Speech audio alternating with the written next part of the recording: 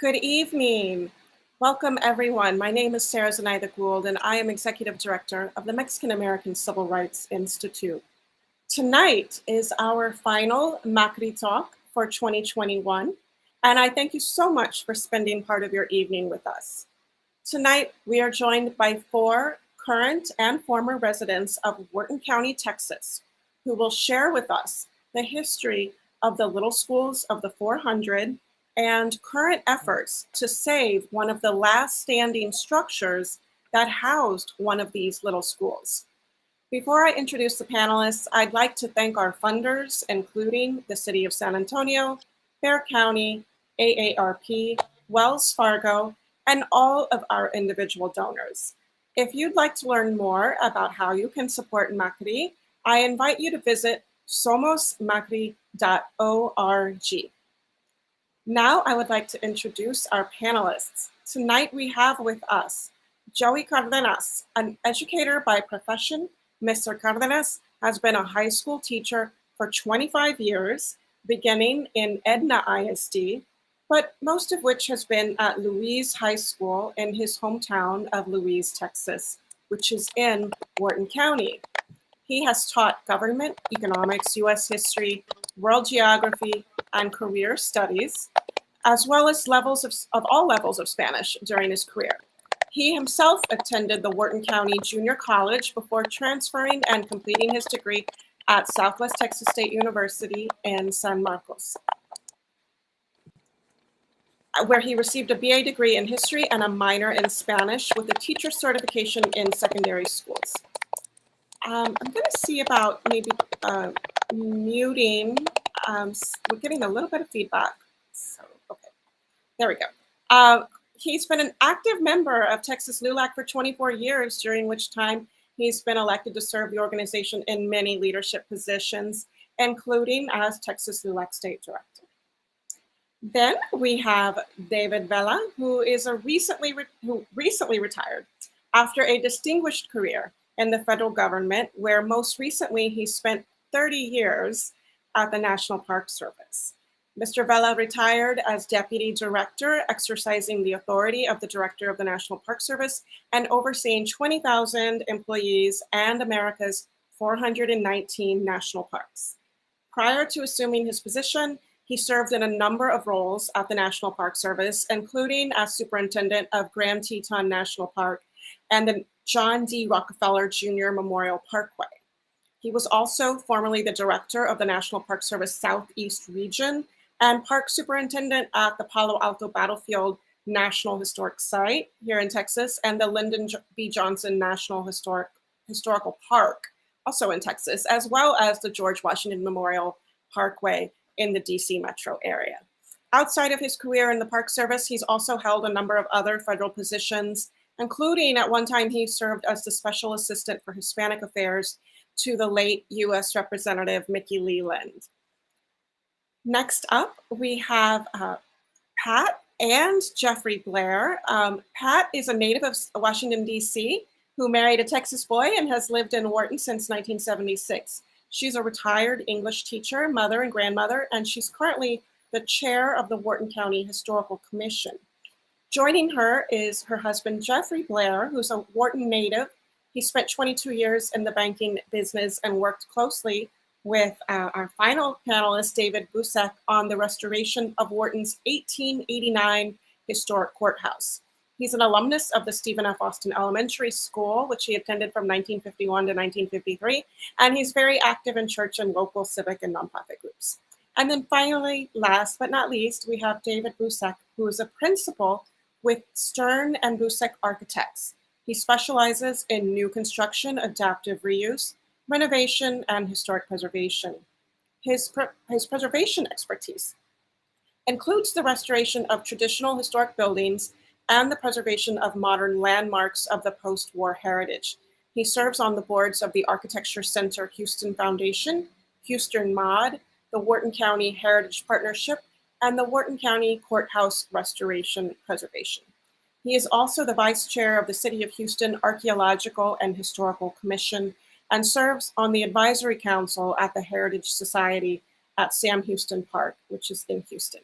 He has won awards from the National Trust for Historic Preservation, the Texas Society of Architects, the Texas Historical Commission, Preservation Texas, Preservation Houston, and AIA Houston. So without further ado, with this fantastic lineup, I would like to start with a question for Joey. And so Joey, I'd just like to ask, can you tell us about the LULAC Little Schools of the 400? Where did they come from and what were they? Absolutely, and thank you, Dr. Gal, for having us here today. I've followed MACRI for a while now, and very impressed with the work that you do. The Little School of the 400 is very important to an understanding of. Ooh, we just lost David. Okay, we are going to get David back, and maybe what we can do is switch. I think we lost Joey. Yeah, I'm so sorry. Here he is. Here he is. Here's Joey. Joey, I'm sorry. We're back. Are we back? We're back. I'm sorry. Little technical glitch. Go ahead. So you were telling us about the origins of the little schools. Yes, ma'am. I was just saying that in order to understand the progress of education in the state of Texas, you can't get around the little schools of the 400. I ever wondered where we've gotten pre-K programs and kindergarten programs and bilingual education programs and ESL programs and migrant programs and of course start. Then you have to understand that the little schools of the 400 were the impetus for the starting of those types of programs. In Wharton County, one of the things that is of great interest to historians, or should be of great interest to historians, is what was the condition of education for Mexican Americans in the 1950s. A future or a former National LULAC president, William Bonilla, once made a very interesting comment where he said, in Texas, we had three schools. We had a school for African Americans, we had a school for whites, and we had a school for Mexicans. And the worst of all were the Mexican schools, because at least the black schools had the protection of separate but equal, but Mexican Americans did not. And so they suffered literally at the bottom of the rung. And when you put it in context of later on with the Delgado case in 1958, which basically outlaws the segregation of Mexican Americans, there was a loophole that was practiced around Wharton County and surrounding counties. And that loophole was that they continued to segregate Mexican Americans based on what they called language retardation or a language deficiency. So the idea that even after Brown versus Board of Education in 1954 was what was enacted by the states after the Supreme Court ruling, most Mexican Americans even then were still being segregated in public schools in Texas because of the language barrier. And there's the crux of it all, the language barrier. Why was there a language barrier? And that language barrier had a lot to do with the Mexican American community being marginalized in Texas. And to Tejanos like myself, I'm an 8th generation Tejano, by the way. To Tejanos like myself, you have a history where Tejanos find themselves being the leaders and the owners in the state of Texas, if you go far enough historically, to literally being marginalized, living off of land that no longer is yours, nor having any of the privileges that come with citizenship. And this is where LULAC comes in. When LULAC is founded in 1929, one of the most important aspects, one of the most important ideologies that LULAC was promoting at its inception was this idea of citizenship. We are no longer going to be looking towards Mexico for leadership, nor are we going to be looking south of the border for salvation. It's within us. And so in the 1920s, with the Rangers and taking most of the land of what Mexican Americans still owned land in South Texas through fraudulent property sales, it became very important for an organization like LULAC to prop itself up and to literally say, look, we're citizens. We're not going to be second-class citizens anymore. And of course, the background of all of this is the Depression and the eugenics movement in the state of Texas that literally taught people that Mexican Americans were inferior, that they could not learn, that any education that was provided to Mexican Americans most likely was about teaching skills rather than academics, because that's as far as they could get. And Wharton County was in the center of what we call Juan Crow, Jim Crow in Texas. This is where Mexican schools were prevalent. This was something that LULAC had known for a long time, had wanted to address for a long time in these areas. There's an interesting letter from John Herrera, where he's writing to Carlos C. Castañeda, because by the way, the first complaint of discrimination, official complaint of discrimination in the state of Texas occurred in Wharton County. Anyhow, John Herrera writes this letter explaining to him how dire the situation in Wharton County is with regards to the blatant discrimination that occurs on an everyday basis against Mexican Americans, whether it's not providing them any service or not allowing them to participate in any civic activities. It's an interesting letter where he says, and the first to sign up for the war were the Mexican Americans. And even then, the attitudes have not changed. The attitude changes don't come until 1952 with the passage of the Bracero program. And then all of a sudden, cheap labor is needed in the area. But getting back to the little school of the 400, so the little school of the 400 almost happened by accident. National LULAC President Felix Tejerina was looking for a way to get through this language barrier, to solve this language barrier that was keeping Mexican Americans from utilizing their citizenship as full Americans. And so he was experimenting with the radio. We can do it over the radio. And he had this nice plan. We're going to do it over the radio. But what happens is a young girl named Isabel Verver in Ganado, Texas, is pretending to be a teacher to her neighbors, to the neighbors' kids. And she's teaching them English words because she saw in a magazine a list of English words that was put together by LULAC Council 85 in Austin under the auspices of George I. Sanchez, who was a professor at the University of Texas. And so there's the beginning of that list of 400 words. Later on, that list is going to be rewritten by Ms. Barish from I think from Freeport, somewhere around there, Baytown in Harris County. But the original list was by Dr. Castañeda over in Austin. Anyhow, what Isabel Verver came across in 1957 was that if you had a caring teacher, a teacher that cared, a teacher that spoke the language to the students that were predominantly Spanish speakers in the first place and taught them this list of 400 words, that they would find success. And so this success that she found was witnessed by the parents. And these parents were impressed with the work that she was doing.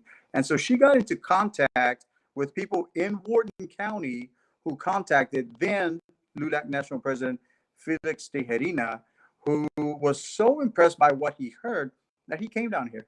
He came down to Jackson County, which is just south of Wharton County in Ganado, Texas. And in 1957, they started a larger program that was going to involve Edna, Vanderbilt, and Ganado to see, well, you know what, is she onto something? And what they found out was that she was onto something. She had an 80% success rate. So what that meant was that a student who learned this basic list of 400 words would not have to repeat the first grade. So when President Tejerina goes to the state legislature to say, hey, you know what, we're on to something. He doesn't get a lot of traction until he puts it in terms of money. And what catches the legislature's attention is Felix Tejerina smartly tells them, look, if a student has to repeat the first grade, then you're spending that much more money having to re-educate them again. And in the case of Mexican Americans, you have some documented cases where children, Mexican American children, actually were taking the first grade 6 times. And so that's an added expense to the state each and every time that a child has to repeat that grade. And he shows them, we've got an 80% success rate here. So the state commits to helping him in terms of, okay, we're interested. You can use our classrooms, in the public schools, but there was no funding. And that funding is important because, or historically, it's important because this is going to be an initiative strictly in private hands, primarily funded by LULAC, LULAC members, LULAC friends, Good Neighbor Policy Commissions, the GI Forum. So the 1958 9 programs that were in this area, 8 of the 9 programs were in what was called District 10 and District 8, which is the Houston LULAC districts on south as well. And so after the 1958 program, Felix Tejerina had credible proof that it worked, that the 80% success rate of the little school of the 400s was not a fluke, that it was something that could be reproduced. And so the state bought in. In 1959, Senate Bill 51 was introduced into the state legislature, and the legislature is going to pass it. And by 1960, you have a bill for early preschool education in the state of Texas to teach monolingual students, this basic list of 400 words. One of the interesting things also that we need to put into context is that while the program focused on Mexican Americans, it was not exclusively used for just Mexican Americans. Polish children, German children, Czech children in this area were also using it in Texas. And that was also a selling point to the legislature. The legislature knew that if we could break this language barrier, then we were on a better track for a better education for all in the state of Texas. And certainly Wharton County was a challenge to LULAC. Like I said, there was still discrimination. There's still going to be a need in the future to integrate Mexican Americans into the regular school curricula. And that's something that we see in 1952 in Wharton County, because LULAC decides that they're going to have a big meeting in Wharton County. And Wharton County, in order to put its best foot forward, you see that newspaper article where you have the 2 young boys drinking from the same water fountain, one Anglo and one Mexican American.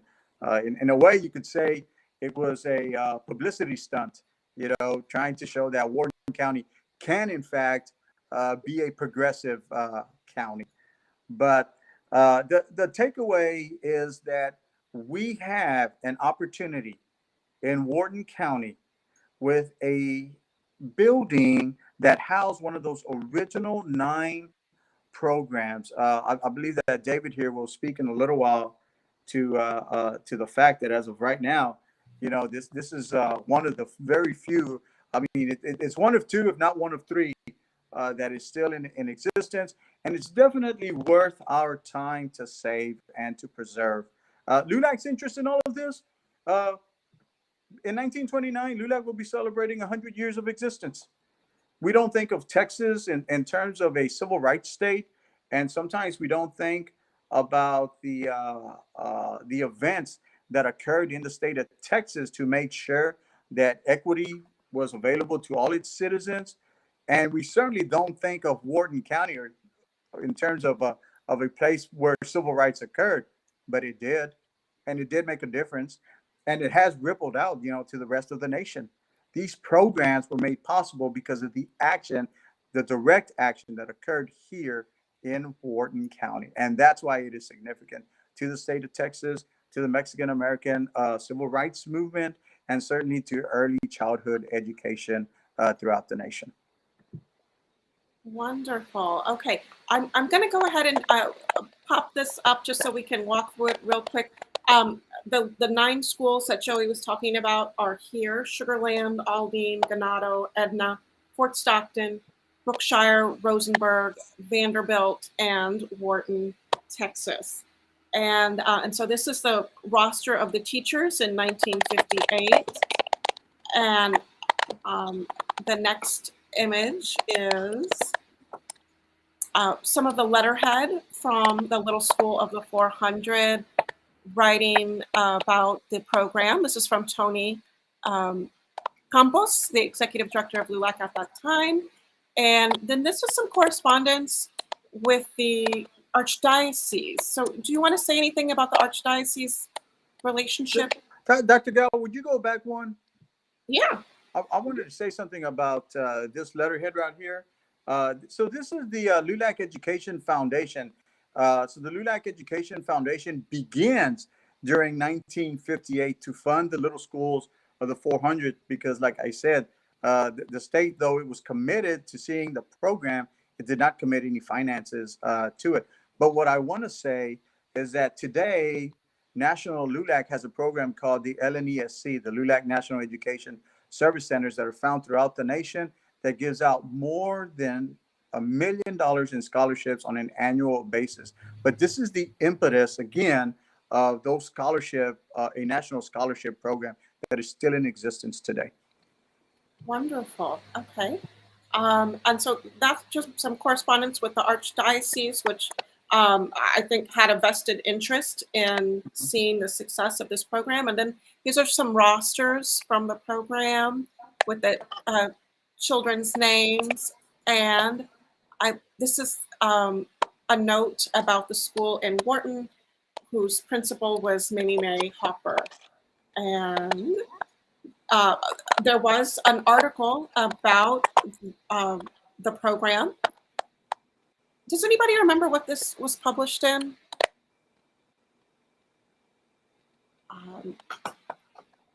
Let's see. Are you? Well, okay. And then that takes us to David Vela. So, David, could you tell us your personal history with this school? Well, thank you, and great job, Joey. Every time I hear you speak, I learn even more about this important history in our community. I knew the school as Able Street School as my then classmate and now wife of over 41 years and I attended the first and second grade in 1966 and 1967. My fondest memories of the school was its playground, as it is where I learned to interact with students of all races, and frankly, where I learned the fundamentals of playing baseball. I also remember there was a small school right across the street where you were able to purchase the largest lollipops you can ever imagine for around $0.25. But the reason why I put those two images, 3 images, the first of Grand Teton, that's my kindergarten classmate and wife of 41 years, Melissa. Early on, my parents, we grew up in Wharton. I'm the oldest of 11 grandchildren, and I had 2 other siblings. And my father decided to take a trip to Yellowstone National Park in the late 1960s. And one of the first stops that we had along that journey was at Grand Teton National Park. And the ultimate of ironies is that I was able to serve as the 21st superintendent of Grand Teton National Park, the very first park I experienced in the late 1960s, early 1970s. And so it was, frankly, a trip of a lifetime. We're not a family of financial means, but we were rich in exploration, rich in faith, and rich in family. And so every time I look at that image, I served 5 years as the superintendent and the first Latino to ever serve as superintendent of an iconic national park in the American West. The second image is Melissa and I at the White House. This was the last official function that I had as the acting director of the National Park Service. It was on July 4th. We were on the grounds of the White House. I was representing the National Park Service at that event. I had the honor of serving 30 years wearing the green and gray. Our son, Anthony, is following in our footsteps, where he's the chief ranger at a national park in San Agustin, Florida. And the next image is important because this image is of Victor Devia. Victor also attended Able Street School. In fact, he was a year older than Melissa and I. In fact, he served as Melissa's quinceañera escort while we were in Wharton. What's significant about Victor is that he is the first Latino to ever lead the United States Secret Service Presidential Protective Branch. And as you can see, he is protecting the former president of the United States and the former First Lady. So the Able Street School, SFA, has generated a lot of products over its existence. And I think products that hopefully as Latinos, we can continue to inspire the next generation. But most importantly, and through the efforts of your organization, is to make our community across the country aware of the significance of not only what Joey just mentioned, but what it actually produced. Judges, federal executives, corporate executives, college football players like Gus. I remember my father, who helped to create the first LULAC chapter in Wharton in the 1960s, talking about Gus. You know, my role models were just around the corner. My mother and my father. My dad graduated from the University of Houston and then University of Michigan in the School of Social Work. And he actually went to school with Cesar Chavez's son-in-law. And I actually had a chance to hear Cesar speak at a rally, a farm workers rally in Detroit, Michigan in the 1970s. I'll never forget that. And so this school has meaning, it has history. And a little bit later in the program, I'll share with you exactly what does that mean as part of the National Register of Historic Places. Thank you so much for sharing that personal story. As someone who just loves the national parks, this is just so amazing. And just, how proud I think so many of us are that we had someone like you in a leadership position at the Park Service for so many years. And you now have a well-deserved retirement. But thank you again for sharing that personal story. I would like to turn it over to the Blairs, who have been involved at the ground level in Wharton County to figure out what is the future of this building that has so much meaning to so many people. So Pat and Jeffrey, could you describe what the Wharton County Historical Commission has been doing, what the involvement is with this property?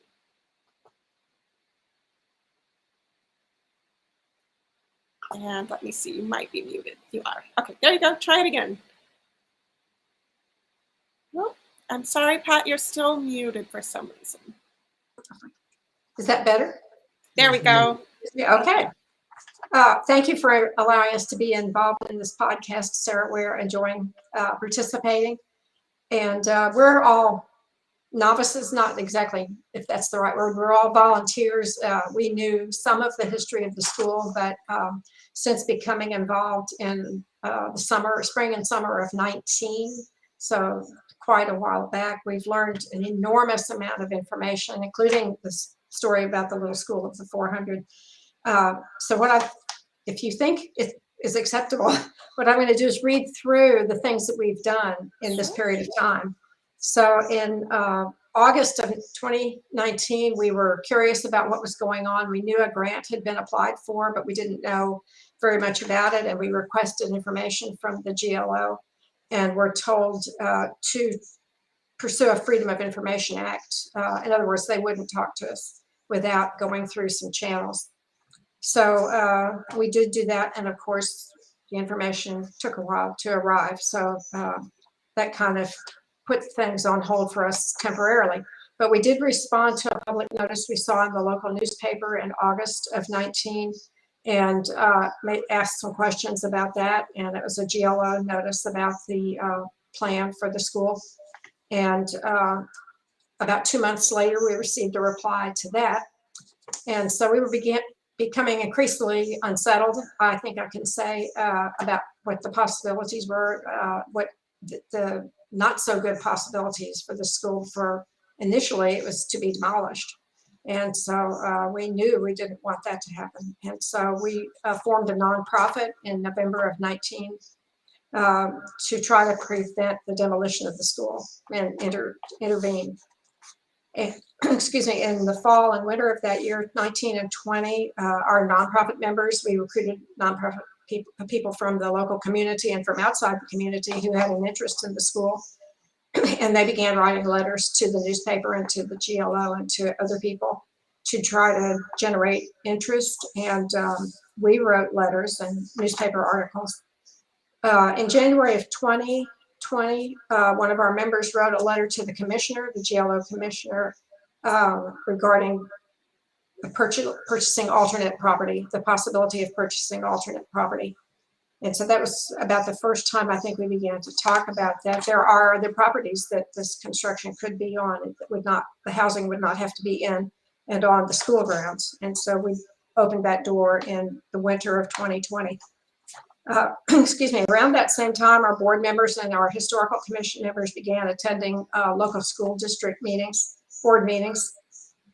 We presented in the March of 2020, we asked that the school be donated to us because, and we explained what we could, in the interim, we had contacted people who had an interest in the school and had expressed people who had nonprofits with an educational focus, who had expressed interest in the school and been turned away. So we began to develop some interested parties there and requested that the school just be donated to us.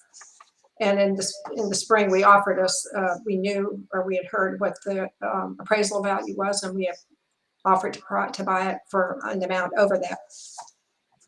And so then in April of 2020, we learned who the developer was going to be, and my husband, who's sitting right here, took him to the property, to the school property, and to some of the alternate properties, and showed him around. And do you want to say something about that? Well, the developer was originally going to demolish the building, and then he started sounding like an historian and said that he was going to turn the inside of the school into efficiency apartments.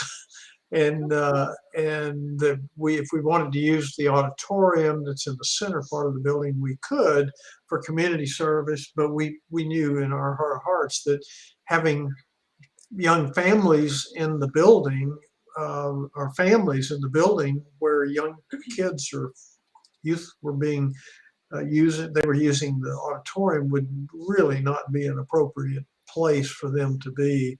And so with David Bucek and others' involvement, we located other properties that are within 3 or 4 blocks of the campus and tried to encourage the developer to build his 34 rental units on other property, and he stiffened his back and said, well, you know, this grant is site specific. It was $8.75 million. We since have learned from HUD that it is not site specific, that if he chose to move it, he could. It would slow him down a little bit. But so anyway, go ahead. You're about to ask. I was just going to say, so similar to David Vela, this site is has a connection to you. This was where you went to school, correct? Yes, the picture you showed of the 2 young kids in the water fountain. Yes. I went to there, right? The 2 kids, that's Dick Frazier on the left, and John, we called him Johnny Joe Madrano, drinking out of the water fountain. And their pictures appear in the Saturday Evening Post, January 12th, 1952 issue, and that was when we were first graders. And so I've known Dick and John for years, and John's in Connecticut, Dick's in Dallas. I got copies of the magazine, sent them to them, but they continue to be good friends. And John and Dick were athletes and they played together. I was not very athletic, had thick glasses. So anyway, they were in this school, and I spent my first and second grades there. You showed a slide earlier where it said Minnie Mae Hopper was the principal, and the other name was Ann Hendricks. And Ann Hendricks was a teacher, but Ann Hendricks played the piano at our church in Wharton. So I looked at those and I thought, wow, this is old home week for me. But Minnie Mae Hopper was a character and ran a very tight ship at the school. So anyway, that's where I went. Okay. Okay. Yes, and so this is obviously a historical image of the school, but does it look more or less this way today? And David Bucek could probably address that, but it generally, yes, but there are oak trees planted around it, so the trees are blocking some of the views. But basically it's the same. The windows have been changed, but the structure. I mean, we went through the building on a number of tours, and there's a lot of the building that is still original. The closet doors, the transoms, the flooring. David documented all that information, but it's an incredible structure. And if we can get the developer to move and we can preserve the school, we can restore that building. And we feel that as an educational facility, we can find a lot of foundation grant to help us restore that building. Okay. Okay. I also wanted to share this image that you sent because it looks like the water fountain that is in this Saturday Evening Post story is still there. Same, obviously the aluminum one in the middle isn't, but the water fountains that dates back to when I was in the first grade in 1951. Oh, wow. Okay.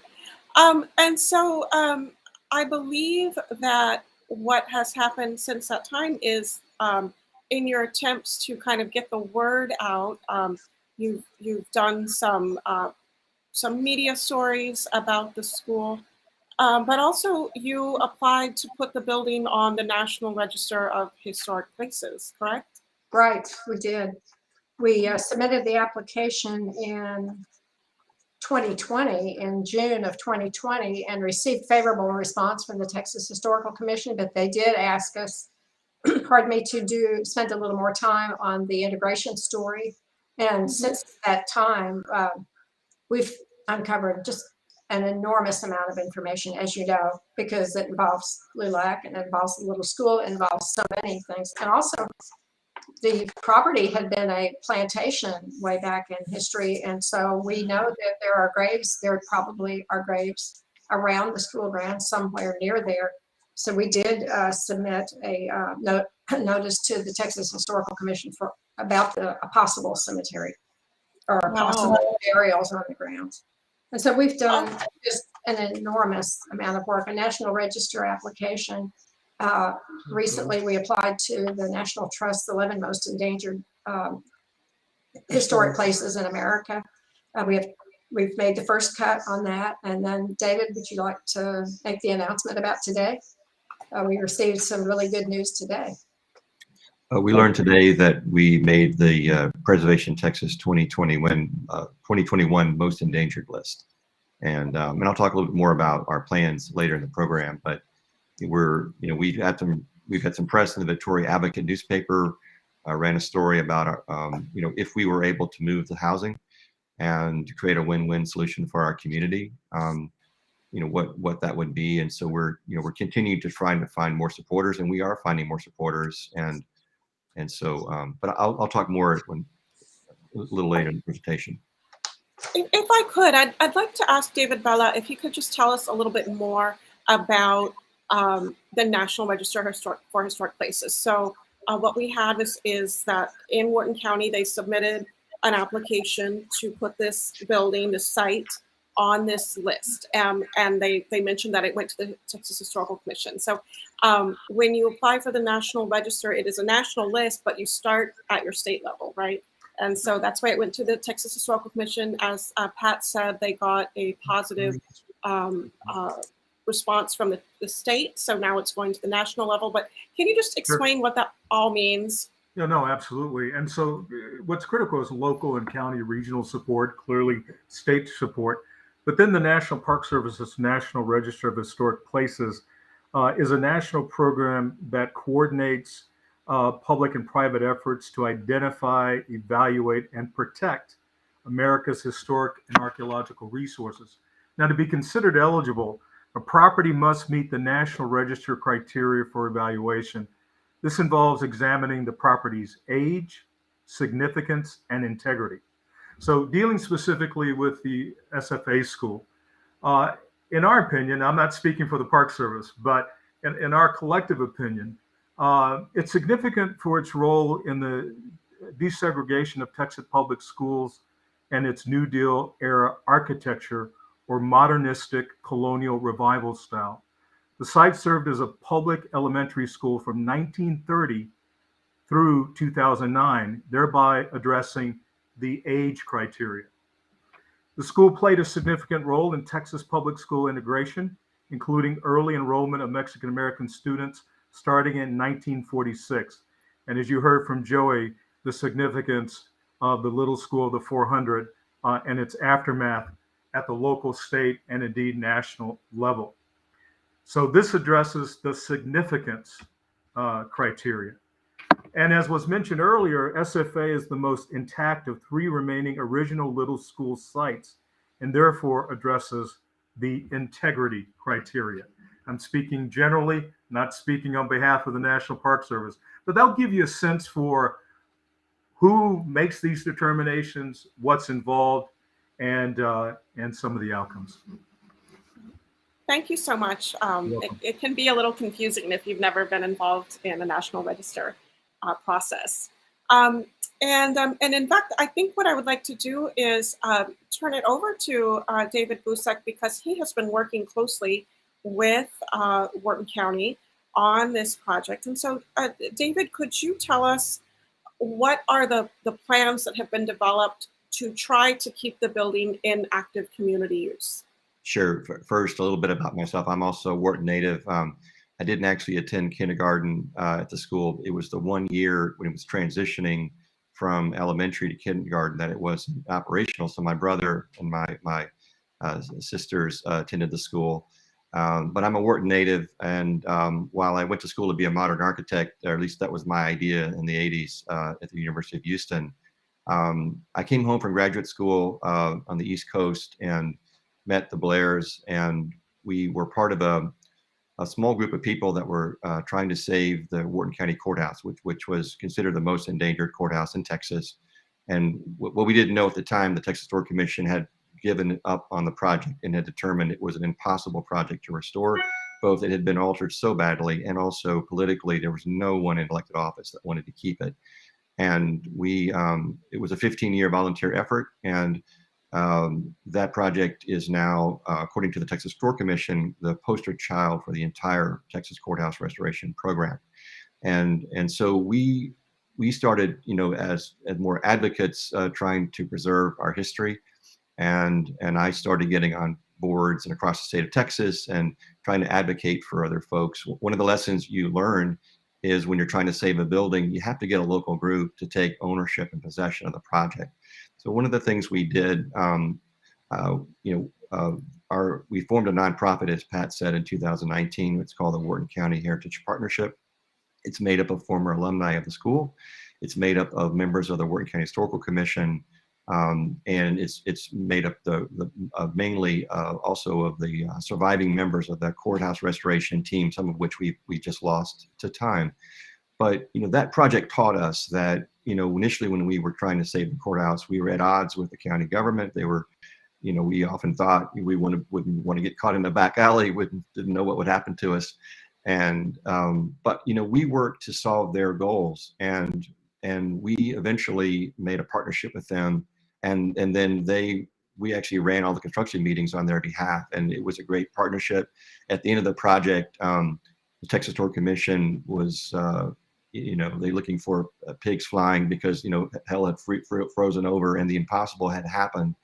And we all became friends, even though we didn't start out that way. It taught us a lesson that, these goals are important. And so one of the things that we've looked at a lot of studies with the school, we even looked at housing early on as a means to save the building, but we quickly realized that it wasn't the highest and best use of the property. And in fact, education in our community is, in most communities, it's a big deal. In Wharton, it's a really serious issue. And many families who actually live in Wharton have left the school district to attend public schools in neighboring towns. And so one of the things we looked at was, Pat mentioned, we had been told that, no nonprofits or people wanted to use the school. In fact, nonprofits started coming out of the woodwork saying they had appeared before the school board meetings. They've been turned away. When we got those Open Records Act, we got the environmental report, which we'd never seen. It was never provided to us, and it was a very flawed desktop survey. Frankly, almost none of the information was correct. They didn't know who the architect was, and his name was written into the side of the building, for instance.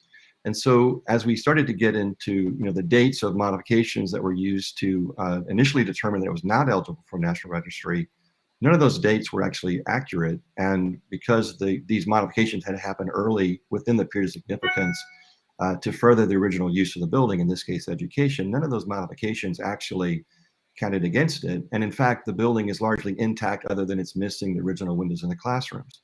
So there have been some additive things that are reversible. And so we did extensive research, just volunteers working with our county historian. I'm 55. I'm probably the lowest. I'm the youngest person on the team, and we range up into the upper 80s. But we've been working together for since the late 80s, frankly, on community projects. And so the other thing, the environmental didn't even pick up that there was an active Head Start program on the campus until this summer. From 2010 until 2021. And to find out that Head Start program, which had also requested to get into the school and have access to the main building, was actually derived from an early experimental program that had been pioneered at the school, was another reason for us to think that education was the right use for the facility. And as we learned, the education didn't just happen in the school building, it happened on those playgrounds. We saw images of Gustavo Gonzalez Jr. There was an image of the Wharton Human Relations Council at City Hall, and the gentleman on the lower left of that image was Gustavo Gonzalez Sr., who he and his wife Fina were really huge advocates. Their personal best friend was Dr. Henry Garcia in Corpus Christi, who founded the American GI Forum.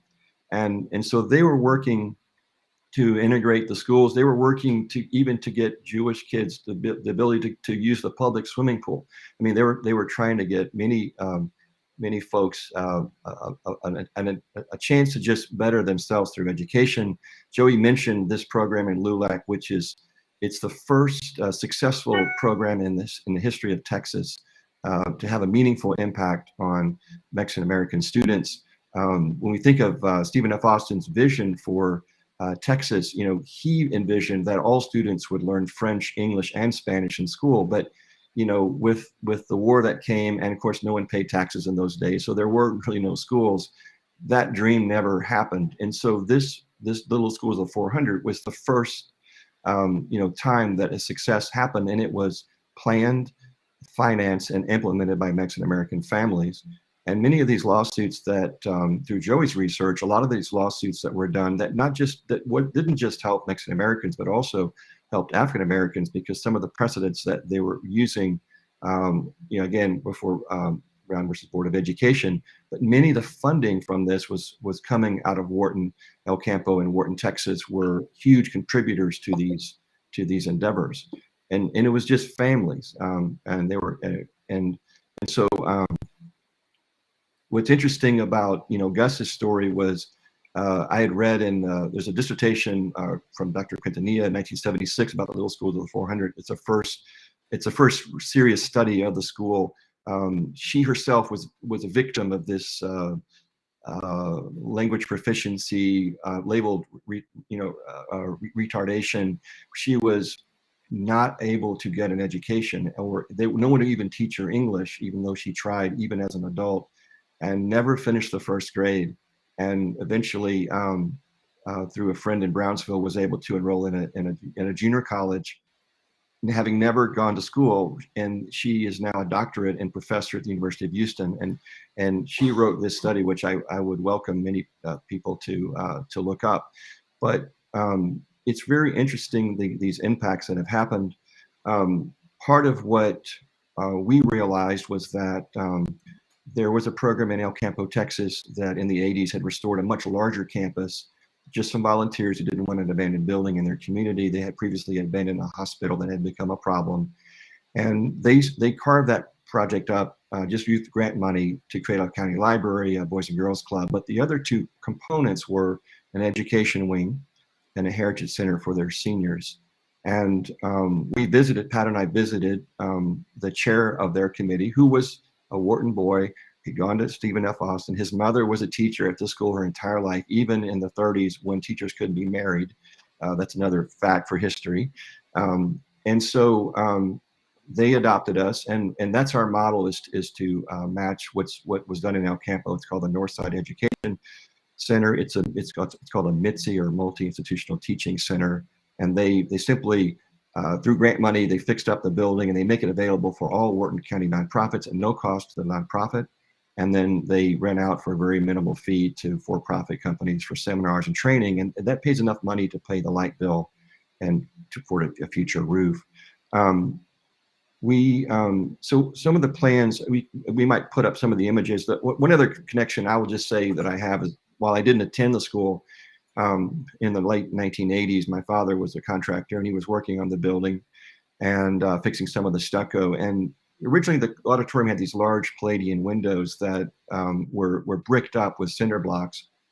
And I think there's a picture of the auditorium that was mentioned earlier. I had the chance to go to Europe on an archaeological dig through Rice University, and I'd seen all these churches with these niches on the sides of the church with Caravaggios painted and so forth. And so this room originally was just a big solid wall that had some kind of hairline cracks or ghosting where the windows used to be. And my dad was banging around and he discovered the windows were still entombed in the wall. And he asked me, what would you do with this? And I said, well, at the time it was a kindergarten school. And I knew it as Mr. Vela, as Abel Street School. And so I made some drawings, and I was an architectural student at the University of Houston at the time, my junior year. I went before the school board, presented some designs for nursery rhymes. There are 10 of these, they're quite large. And the school board said to me that they gave permission for the project under 3 conditions. And one was I'd have to design it, I'd have to paint it, and they would provide the paint. And I took it, and in the summers, this is what I was doing. And so, and it still survives. And so it's an element of the recent past, but it was part of why Head Start wanted in the building. And so if we go to the next image, maybe of the site plan, one of if we were given the opportunity to obtain the school, our goal is to create this multi-institutional teaching center that would have a place for youth soccer, a community garden, and the next image kind of shows kind of a layout of the school, which is has an auditorium and has a cafeteria, which we call the multi-purpose room.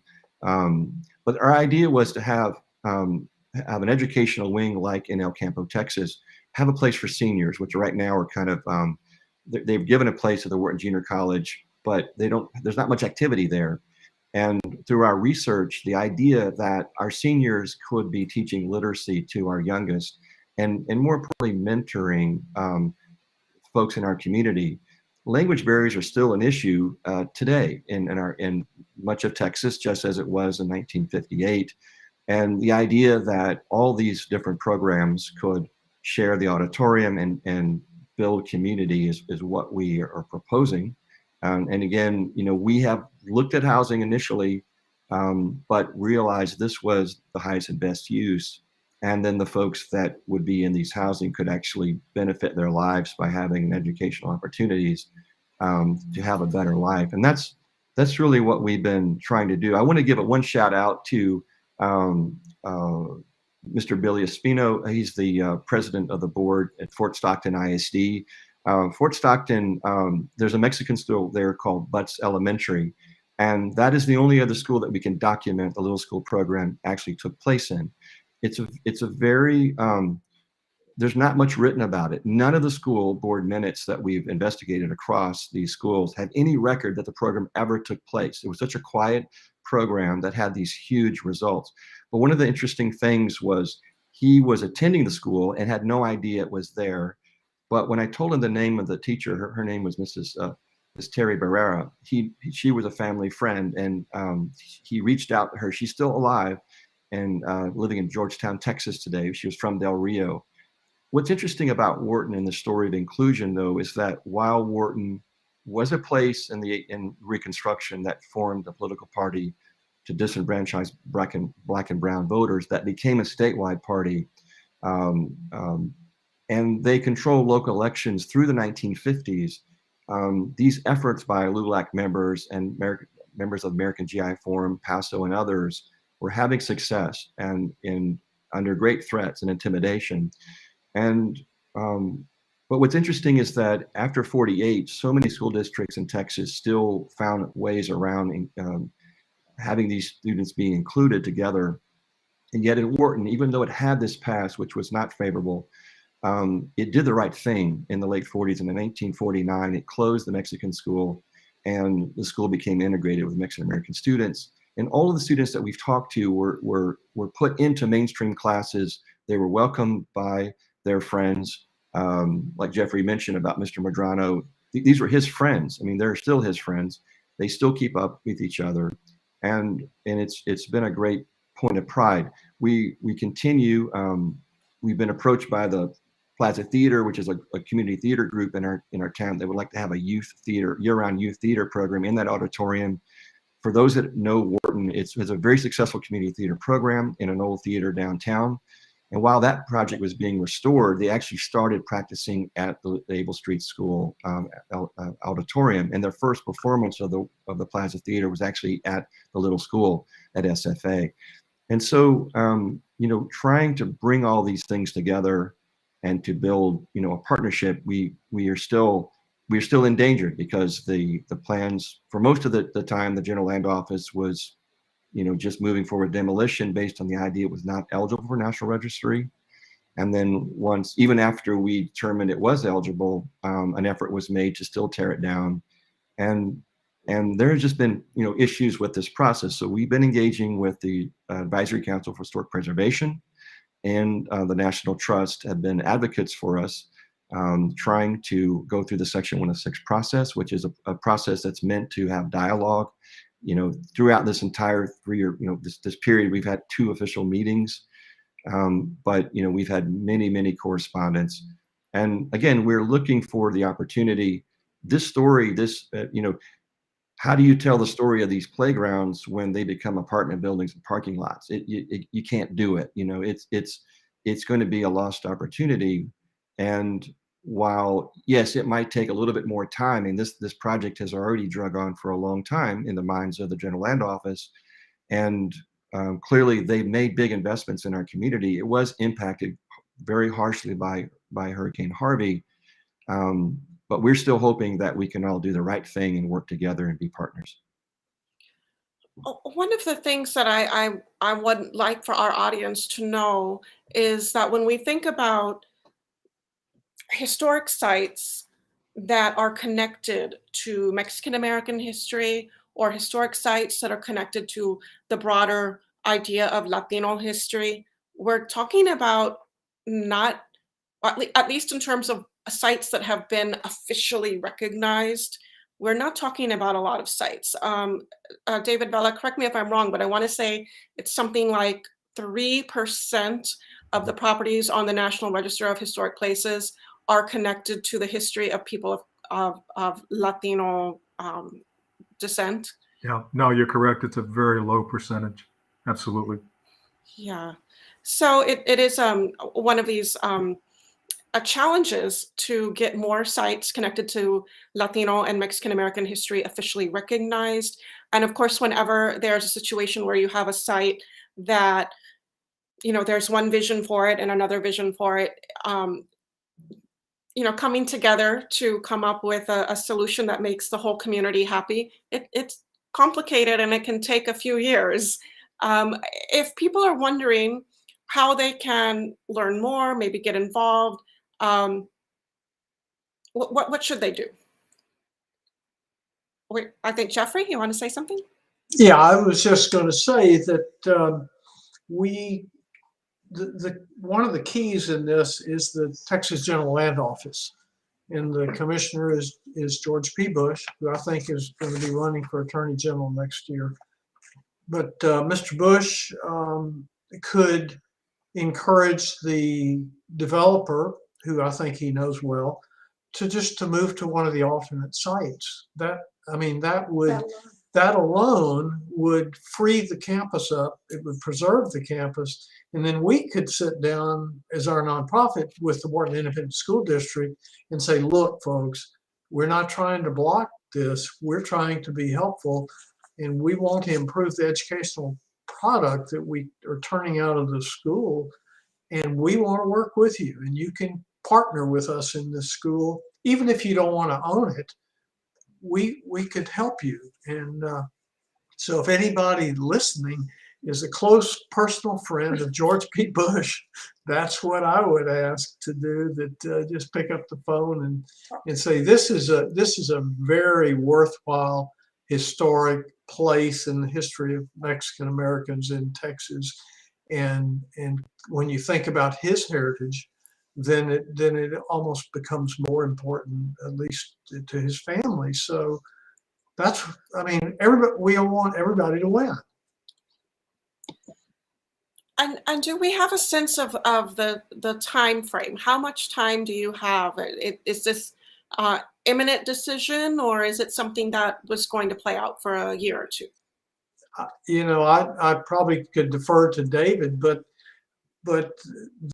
the grant, there's a programmatic agreement that 3 people have to sign off on. One is the ACHP, the Advisory Council for Historic Preservation, the Texas Historical Commission, and the General Land Office of Texas.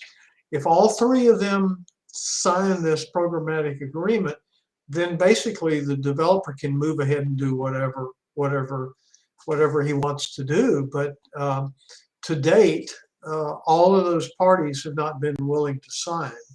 The ACHP has not been happy with the Section 106 process, and I don't think are still happy with the 106 process. So again, we're encouraging the players in this, is that here's a group of non-paid volunteers that want to turn this thing into roses, and the developer can take his grant and move 3 or 4 blocks away and do exactly what he wants to do, and actually have a better property and can design a better neighborhood. So that's what I would say.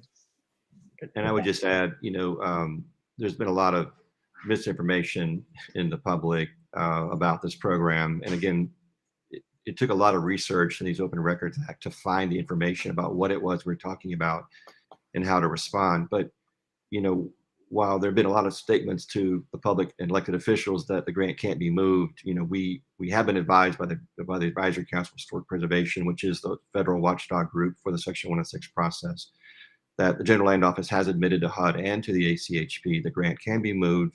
The money will move with it. The same developer can get the project. The grant writer will still get their percentage, and but it still takes a partnership to make things work in life, and I think that we're still, we started doing this research, and it's much bigger than us at this point. Who knew that the first acting director of the National Park Service of Mexican American Heritage lived in Wharton, Texas, once upon a time, went to this school, had favorable memories here, who was also a 2-time board member of the Wharton Independent School District in a past life, and served with some dear friends, some community service individuals that have passed today. But we continue to find more and more people that have a connection to the school, or have a connection to the story, and it's a story worth telling. It's an untold story that no one knew. We knew a lot, but all this has just been trying to connect dots. As in our effort to save the building, our local methodology was just continue to research and understand the information. And we continue, this mentioned earlier, there's a cemetery or graveyard adjacent to the school, which we are concerned that maybe burials. This graveyard predates the creation of Wharton County. It predates the founding of the town itself. It was a place of old pioneers out on a hill. So the dividing lines didn't exist when the first burials took place. We're on the banks of the old Caney Creek, which was formerly the Colorado River, which, and if anyone knows their Spanish history, is actually the Brazos, because they got the river switched on a map back in the 1500s. But we know that Native Americans lived along these banks, and so there's all kinds of history to celebrate. And again, it's an opportunity that we look forward to trying to build a partnership.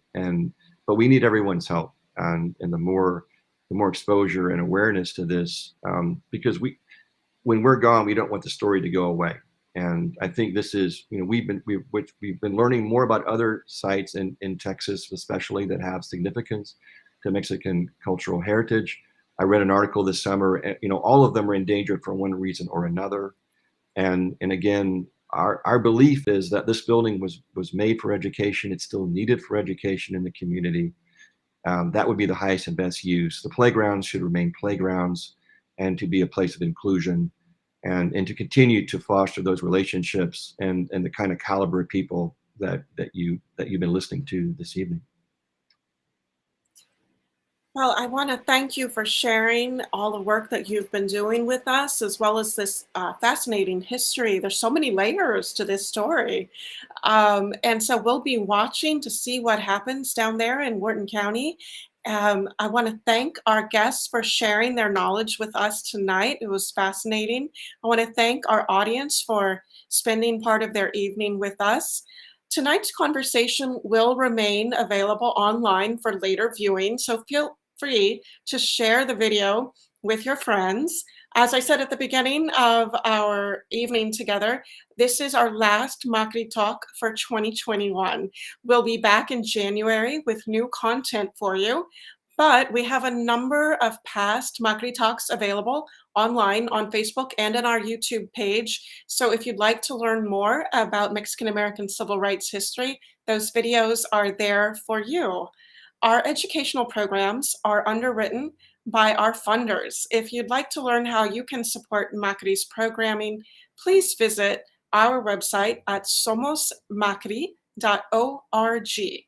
Thank you again for joining us tonight. I want to wish everybody a very happy holidays. Be well, and good night.